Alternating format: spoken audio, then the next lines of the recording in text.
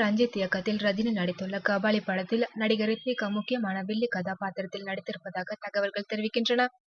மெட்ராஸ் படத்தில் அன்பு மனைவியாக தமிழ் ரசிகர்களுக்கு அறிமுகமானவர் நடிகை ரித்விகா. அதனைத் தொடர்ந்து தற்போது ஒரு நாள் குத்து படத்தில் 3 நாயகிகளில் ஒருவராக நடித்துள்ளார். இது தவிர ரஜினியின் கபாலி படத்திலும் முக்கிய கதாபாத்திரத்தில் நடித்திருக்கின்றார் ரித்விகா.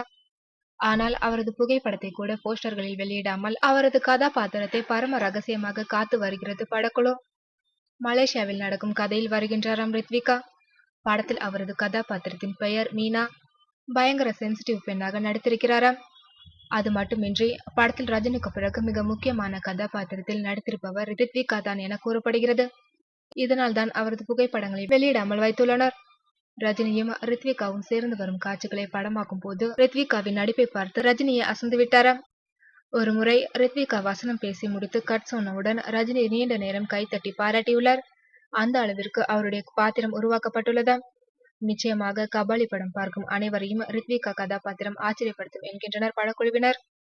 படையப்பா படத்தில் ரம்யா கிருஷ்ணன் நடித்த நீலாம்பரி கதாபாத்திரம் அளவிற்கு கபாலியில் ரித்விகாவின் கதாபாத்திரம் பேசப்படும் என கூறப்படுகிறது. ரஜினிக்கு வில்லியாக அவர் நடித்திருப்பதாகவும் தகவல்கள் தெரிவிக்கின்றன.